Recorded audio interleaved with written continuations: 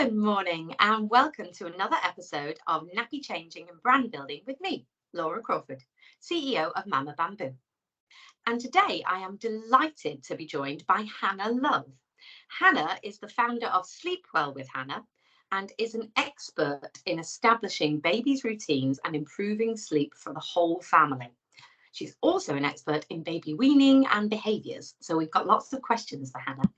Welcome. Thank you for having me. It's lovely to be here. I've obviously been involved with Mama Bamboo and seen all of your wonderful products for a long time. So it's really nice to come on and chat to you today. Fabulous. If you'd like to just cover off a little bit about why you got started in this business.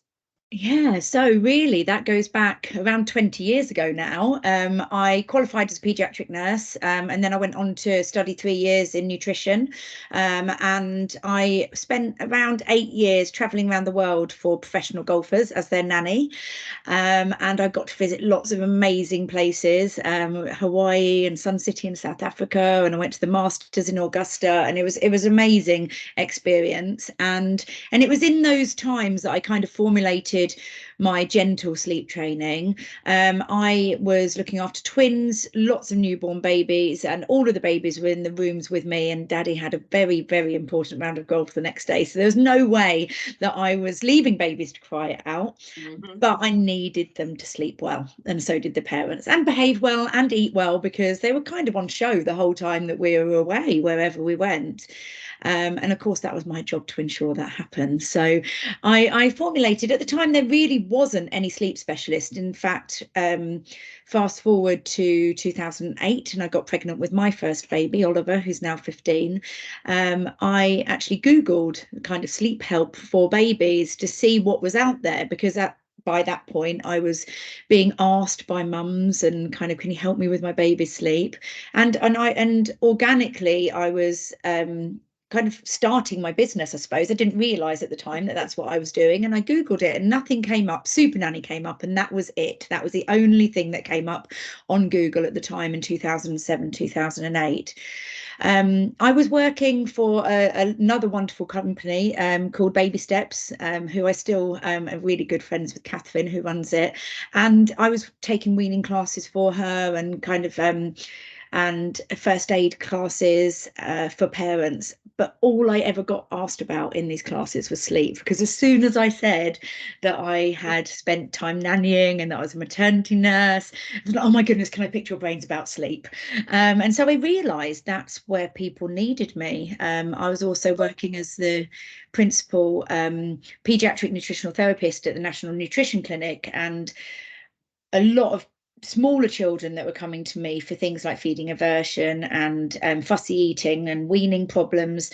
I realised that without addressing their sleep issues, I couldn't address their feeding issues. So that's when I kind of put together the kind of massive link between feeding and sleep. And then in 2008, while I was pregnant with Oliver, my husband, who's much more business minded than me, said, right, let's set you up a website and let's get you some leaflets and see what happens. And yeah, I at first I was advertising myself as a super nanny, as a nutritional therapist, as a weaning expert, first aid, sleep, but all I ever got contacted was about sleep. That was it. Oh, that's all people wanted me for. It's one of the absolute keys, isn't it? You give up so much sleep in those first few weeks, months, and then if you haven't done any form of sleep training, those months can wear on into the years. Yeah. And it starts to affect not just the baby's health, but mummy's health, the wider family's health. It's so crucial that we get the sleep we need in our families. Oh, in any absolutely. other country, it's called sleep torture when you only get 2 hours a night. Yeah. No, absolutely. And I think there was a recent survey that was done that was said that 67%, I think it was, that might be the right figure, of mums get less than 4 hours sleep a night in the first year. And then there was another study that came out in the same week from Australia, and it said that if you get less than 4 hours sleep a night, then it's the equivalent of drink driving the next day. So that just really highlights not just like mentally, but how safety wise getting sleep is, how important it is for safety wise, especially in mums that are going back to work or having to do jobs and having to drive around toddlers, that it's just so important. You really can't underestimate how important sleep is. Or even if you are still the stay-at-home mum with the young babies, actually your attitude at the start of the day, if you're already tired and you're already a bit resentful, that's not a good start to another 12-hour session with you and a newborn at home. Oh God, no, absolutely not, absolutely not. And having the motivation to get out and do things, which is what you need in order to make yourself feel better, but it's the last thing you feel like doing when you're exhausted. Yeah, absolutely. Yeah, I think the health benefits and the mental benefits speak for themselves. And it's wider. It's your older children, it's your husband, it's anybody else that's living in the household with you. It's essential. So one of the questions we had really was around this calm technique that you've developed. And you mentioned before you couldn't have kind of the cry it out baby scenario when you were nannying. And you developed this gentle sleep technique. Can you describe just a little bit more about what calm technique is? Yeah, so actually, funnily enough, there's a little bit of a story about this. I wanted to have a description that I could apply to all of my business model. It's only been in the past year and a half I've actually got my calm technique now trademarked, and it was me and my husband on the way to somewhere in the car. We're like, right, so what describes me? And we're trying to think of calm and confident, and I said, well, actually all of the letters to calm describes my technique. So I always say the most important thing, whether or not you're changing sleeping or feeding or behavior in babies, is to be consistent with what you're doing, and that's the C in calm. And then the second one is, in order for you to be able to follow it through, it has to be achievable. So the advice that I give to you has to be achievable. You have to think, yes, I can do that, because then you'll be consistent with the change. And then L is for loving, because I want my techniques to be loving and supportive. I want the baby and the parent to feel that it's a loving and supportive solution to whatever it is that they need help with, and then that will make it manageable and it'll make it work. So the words in calm are consistent, achievable, loving and manageable, which is my calm solution to all areas of parenting, whether or not I'm talking about potty training or behaviour or especially sleep. Yeah, and I think that's lovely, actually. It wraps up what the technique is, but it is so different from maybe what people have heard of cry it out techniques or other sleep training techniques. I know an awful lot of our listeners are quite adamantly against cry it out techniques, and I think just branding it as calm, it denotes the difference. And I take it, once you've sort of denoted the difference and you've marketed it well, have people responded well to it? Yeah, absolutely. I think that, I mean, for the first, until the pandemic, I only worked one-to-one with families. So that's what I did for 13 years, 12, 13 years. And I didn't really advertise anywhere at all. It was all organic. It was all word of mouth. As I said, there wasn't a lot of sleep specialists out there at the time. I think it's a very, very different situation now. And since the pandemic, I just went absolutely mental, and I couldn't handle the amount of people that were contacting me for help. And that's when I set up my community, which I've now got across all platforms, around 23,000 people in my community. And I think that the big difference between what I offer and what other sleep specialists offer, I think quite often people offer this gentle solution, or they're saying that it's a gentle solution to the sleep, and then when you look into it, they don't call it controlled crying, but it's timed intervals, or it's or there's lots of different words that they use for it now to try to make it not sound like controlled crying and cry it out. But basically the first steps are putting your baby into the cot and soothing them. So they call it interval soothing or something on those lines. There's lots of different ways of describing it. But I absolutely am not about that. And I'm so confident in my approach that 3 times a year I run a completely free workshop for thousands of parents. And in fact, the next one's coming up at the end of September. I run it in September and in January and in May. And it basically is just showing you that I'm not going to be advising babies to go into their cot. You're going to be comforting them, you're going to be there, you're going to be starting outside the cot, you're going to be moving forward slowly, but also applying that consistency and making those manageable steps and making sure that you're there being supportive and loving to your baby, and then you can achieve the sleep. I'll tell you, it does actually work. So I read through all of your stuff and I sat through one of the videos, and I've applied the technique to my now 8-year-old. Oh, So wow. amazingly, I was still kind of lying down with him and helping him go to sleep until like the last couple of months. And I read through all of your stuff and I've applied it to an 8-year-old, and it works. Oh, amazing. So I was so pleased, because I did kind of think, like, we've got to get past this. You're nearly in high school. It's time we stop lying down with mummy. But yeah, so I can imagine it works really well with babies who aren't quite as regimented and stuck in their ways as my son was. So yeah, and there was no crying, which is amazing. So I've got quite a lot of questions from clients. Now, I won't go through all of them, but you can imagine when we ask questions about baby sleep, it all comes out of the woodwork. So I'm going to run through just a few of them and see how you would handle certain situations. And I think it will reinforce the idea that it doesn't involve a whole pile of crying. Yeah. So the first one actually is a fairly simple one. My mum says I can't start sleep training until my baby is 6 months old. Is this right? No, absolutely not. I think the traditional sleep training, controlled crying and quiet out, isn't advised till 6 months because you are leaving a baby on their own. I actually work with parents from before the baby's born. I'm just actually in October launching my newborn course, which is aimed at pregnant mums, and gives you the tips to install the habits that you want moving forward. So I don't think you can call it sleep training. Well, I wouldn't call it sleep training. And the reason why I've set this up is because I get so many parents that have used me for their baby and then come back to me when they're pregnant saying, I can't get into that situation again, Hannah. Is there anything I can do from the beginning?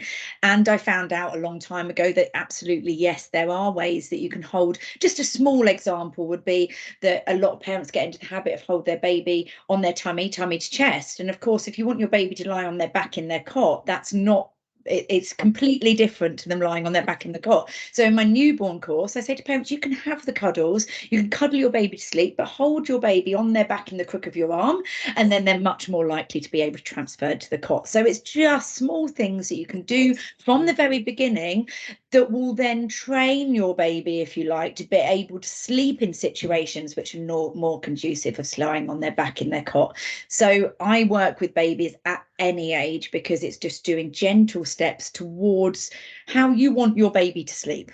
Yes. So, and almost the first part is deciding how you want your baby to sleep. Yeah, like, absolutely. Whilst you're pregnant, having a think about it. Do you want them co-sleeping or in a crib or in a side crib or a cot? At what age? Just you and your husband or partner having that conversation beforehand. This is what my newborn course is all about. It's prompting those conversations, because I think a lot of the time when I've worked with families, they when they get pregnant, all they think about is a birth, and they do birth preparation classes. They might talk a little bit about preferences for feeding, or they might be taught how to change a nappy or something basic like that, but they don't think about the fundamentals. And then when the baby comes along, they go out and they buy the Moses basket because that's what everybody does.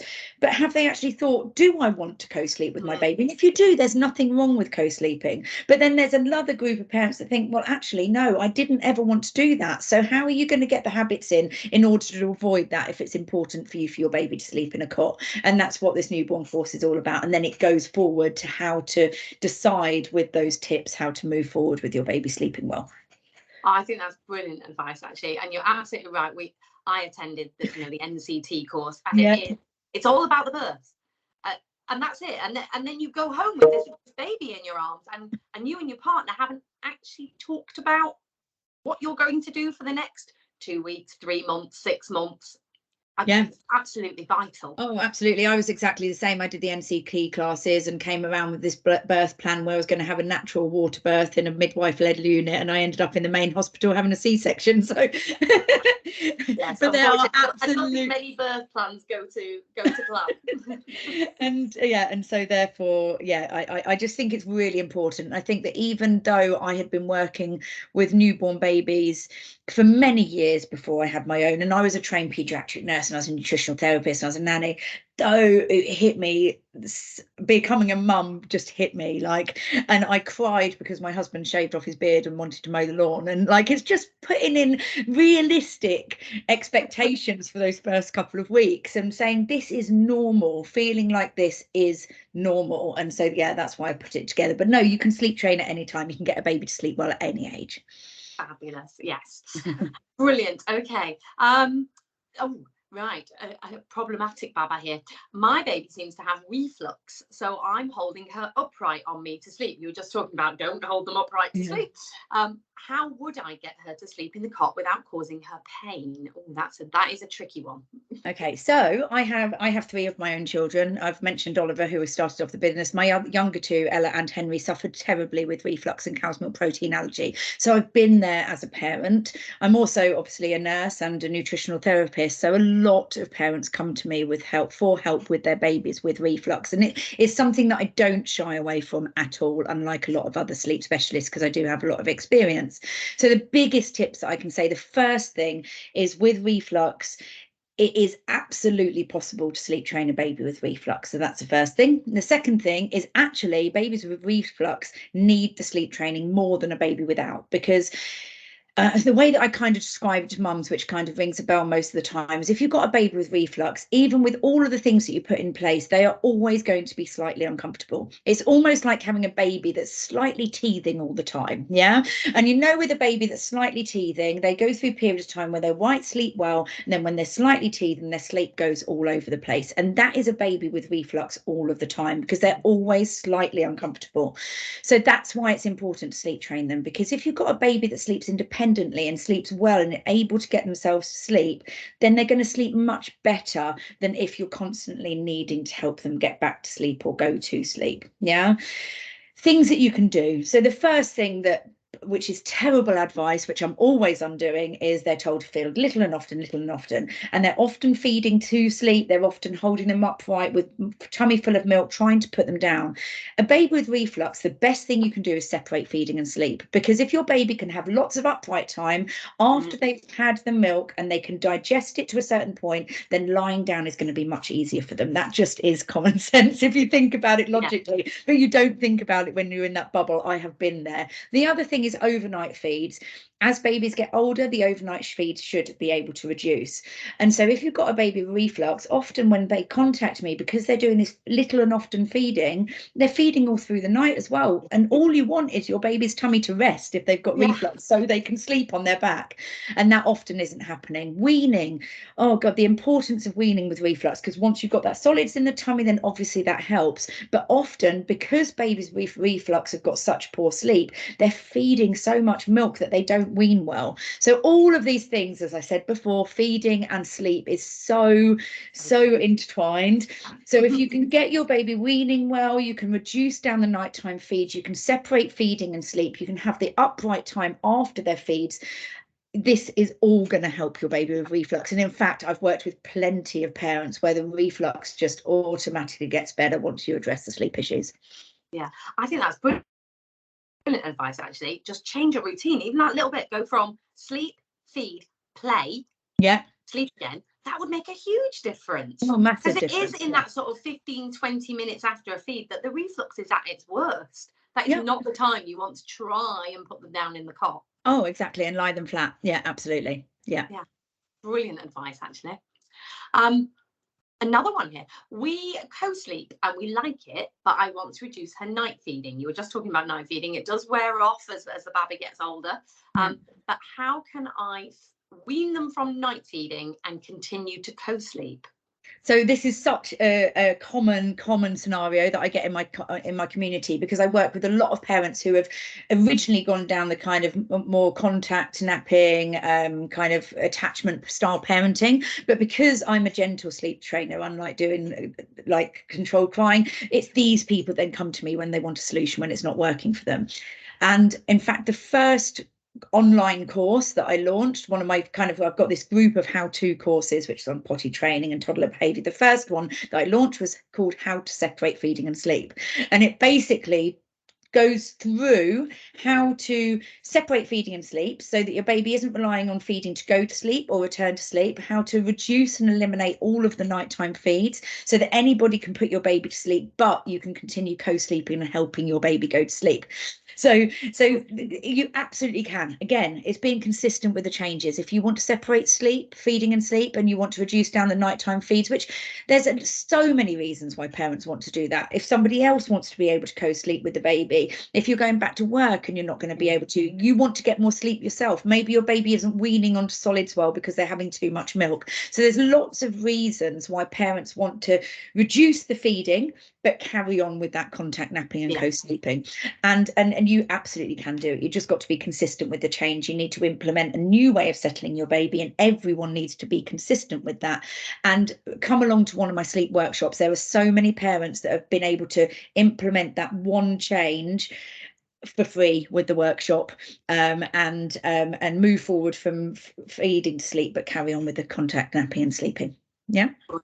Yeah, absolutely. I think that's good advice as well. It's the being consistent. Make a plan. Have a plan. Stick to the plan. Yeah. There's another one here. They've obviously planned carefully. They're using blackout blinds and white noise for sleep, but then the day doesn't always go to plan, and now I need him to sleep in the pram. Is there a way to get a baby to sleep in a pram when they've actually been trained not to? Yeah, practice and more practice. Yeah, so anything with babies is that consistency. If they can adapt to sleeping anywhere else. And I think that a lot of the time when parents have really put in such an effort to get their baby sleeping well in a certain environment, which is fantastic. In fact, I had this a lot at the end of lockdown because parents were at home and they weren't really going out much. The baby was sleeping amazingly at home, and they breezed through the sleep training because parents were being 100% consistent, because they weren't out and about and they weren't in different places. But then I did get a lot of contact off for parents when we started coming out of lockdown saying, help, my baby won't sleep anywhere else. I said, just practice it, just go out. You can start with doing it in the hallway, for example. So if they're used to having the blackout blinds, get one of the God, what are they called? Snooze shade type things that go over the pram. And put that over if they like the darkness. You can also put your phone on aeroplane safe mode and put a white noise app into the pram with them, or have the TV on or the radio on, and practice first in the house where you feel confident. If your baby does cry a bit, you're not going to be like panicking because everybody else is looking at you, which they're not most of the time, by the way. It's just you think that they are. And then once they've got used to going to sleep in the pram in an environment that you feel comfortable with, then you can take it outside where there's more like background noise. Maybe you're in a cafe and the baby cries for a little bit. But know that if your baby is crying a tiny bit as they go off to sleep when you're out and about, it's probably only you that is bothering. So just stick with it. You're so paranoid yourself, but actually nobody ever pays attention. It's not very intense. No, but practice obviously makes perfect. So you just need to go out and you need to do it. And it's something that babies can learn to sleep in lots of different ways. They're pretty adaptable if we let them be. Yeah, I think sometimes it's actually us restraining them. It always is.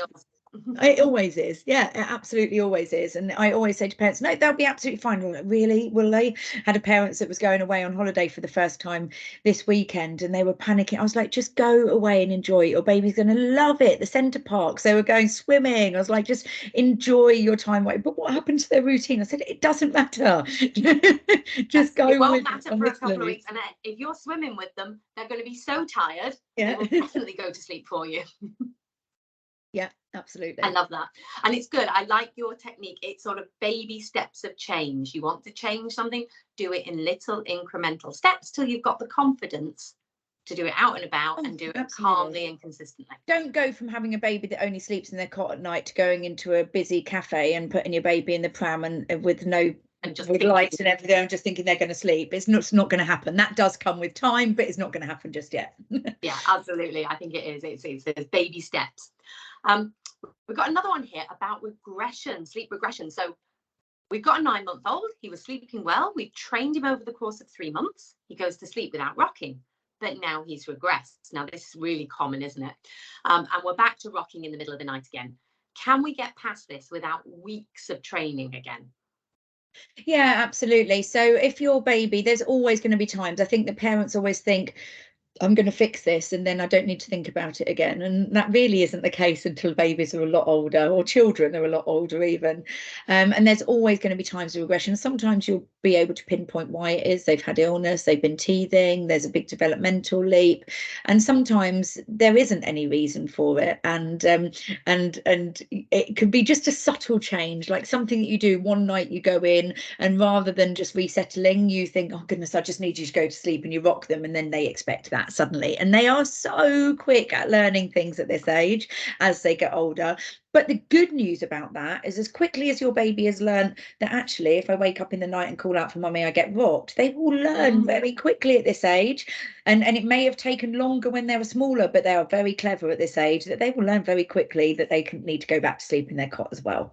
Now, as I said at the beginning, I don't advise controlled crying and a cry out. I don't know this person's particular situation, but if your baby is still self-settling, going into their cot and sleeping independently without any milk before or rocking before for beds and nap times, then it really shouldn't take much to get back on track at night. But it's much harder to be consistent at night, which is why often regressions happen then. 3 o'clock in the morning, being consistent and thinking about the loving approach and being manageable with it is so much harder, which is why I always start with daytimes on my programs. But you can do it. You just need to have that plan. Say, right, tonight I'm going to go in, I'm going to pick them up, I'm going to check they're okay, I'm going to put them back in the cot, and I'm going to sit next to the cot, and I'm going to comfort them, and then move forward once you've achieved that. And that's how then you'll take those smaller steps. But really, if baby has done it before, it shouldn't take more than a week to get back on track. Definitely not weeks or months. Yes, that's good news, and that's positive news. About a week. And the thing is, baby does actually want their sleep. Yeah. Like at the end of the day, it's not that you're forcing them to do something awful. You're trying to get them what they developmentally need. Yeah, absolutely. Yeah, always. Yeah. There is a question here, and actually you just touched on it there. It's a lot easier, obviously, to start in the day than it is to start at night when you're so tired yourself. If I'm focusing on just the first nap for my new technique, how long should I do it for? I don't want him to miss that nap completely. Okay, yeah. So I always, this might have been someone that had been doing my sleep workshop, because with my workshop we always just focus on the first nap first. And this is a question that comes up a lot. Everybody thinks, oh my God, they're going to miss the nap. Now, unless your baby is close to transitioning to one nap, so they're 10 to 14 months old and you're doing this, then you may well be pushed to later morning, and you'll have to add another snack in later morning. If you've got a smaller baby, then as long as you're doing lots of active play leading up to this, up to the practice of them going to sleep, they're not going to miss that nap. I think that when parents have tried to change things before, they might have been feeding a little bit and the babies get a rolly eyes or a little bit dozy, or they're rocking a little bit. That kind of, when I look into these fears that parents have, it's because they've tried to change things before, and there's been an opportunity for the baby to have a short power nap. And a short power nap, even in a tiny baby, can keep them going for another half an hour, an hour. In a 7-month-old, can keep them going for another 2 hours, which is how they skip that nap. So with my workshop, and it's on all year round, you can download a video of it, or you can come along to the live ones where you have access to Zoom drop-in clinics and a Facebook community, and I answer all the questions all week. You will see that you're doing lots of active play leading up. We're looking out for sleep signals. I say how to do the routine leading up to that point. There's no feeding before, so there's no opportunity for sleeping, and then you will then be able to get your baby to sleep, and they won't skip that nap at all. It just doesn't happen. Isn't it? It's the whole package. It's not just thinking of sleep in isolation. It's how the sleep is formed, how the play, the active play is formed, how the feeding is done. It is a full routine for the whole day, and then it will work a lot better. I think that a lot of the time parents, when they're waiting for babies to get tired, that everything, all of the curtains are down, like bedtimes or nap times, and everything's very relaxing, and they think they can't do any stimulation. In fact, I put a post out on Instagram yesterday which was about changing up the bedtime routine, and it's had the most interaction on any post that I've ever put out. And I think the comment was, the subject was active play leading up to bedtime helps sleep. And this is something I've always advised, like for 15 years, lots of active play. See when your baby then gets tired, avoid the chance of them getting sleepy. All of those endorphins really help sleep. And there's been a study that's come out recently that absolutely proves that lots of endorphins leading up to bed or nap time aid sleep. And so it's now been scientifically proven. It's something that I've always been doing. So yeah, this is something that we talk about in the workshop. Lots of active play. When they're not interested in the active play, then it's time for nap or bedtime. And I think actually you've just touched on there that obviously you've got your online sleep course and your videos, and you've got your Facebook and your social media accounts, and obviously you are a credible and expert source of advice. There is a lot of advice online and a lot of groups that ask questions of one another. How do you feel really about kind of the benefits or the dangers of social media for asking these types of questions? I think that there is absolutely benefits. And I think the biggest benefit that I've seen, and this is something that has changed since I started doing this. And when I first started helping parents with sleep, parents were desperately in need of help, but felt ashamed that they were asking for help. So I used to get testimonials off of all of the mums that I helped, but they wanted to change their name, they wanted to change their baby's name, because they felt like they were the only ones that were struggling with this. So they felt isolated, they felt ashamed, they felt like they should be able to help their own baby because there wasn't other people that were kind of out there saying, right, this is normal to have this sleep issue. So I think one of the biggest benefits of social media is highlighting how normal sleep deprivation is in the first year, and how it isn't something that you should automatically know how to resolve. So I think that side of things is amazing and has really helped parents in that first year or 2 or 5. I think that where the biggest issue is like with my calm approach, the most important thing is consistency with a baby. And so many parents come to, oh, my mother-in-law says, oh, this wasn't an issue when you were younger. And I said, well, it probably wasn't, because you had one person that you went to. So you did decide on that consistent approach and you applied it, and then it worked. Whereas with nowadays, with there being so many things, parents go on the internet, and I always say this at the beginning of my sleep workshop, and I said everybody falls into the try everything approach to sleep, and you think, right, I'm going to change, I'm going to stop feeding my baby to sleep, and you start with a little bit of rocking, and then a little bit of patting, and then a little bit of shush pat, and then a little bit of pick up put down, and then a little bit of cry out because none of it's working, and then you end up feeding your baby to sleep. And that is a symptom of the amount of information that's out there. And parents are rarely consistent now because they've got all of these solutions and they try to bundle it into one program, and it's never going to work. So I think that's one issue that I find with it. The other thing is that sleep training in itself, or parenting specialist or parenting expert, none of it is moderated.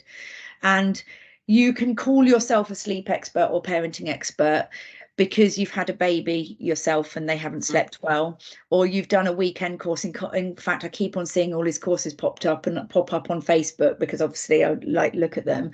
And I asked on my husband's account, how long does it take to be a sleep trainer? And they said, oh, it's a weekend course. And I was like, my goodness, like these parents, no wonder so many parents in my community have had such horrendous advice when they come in there.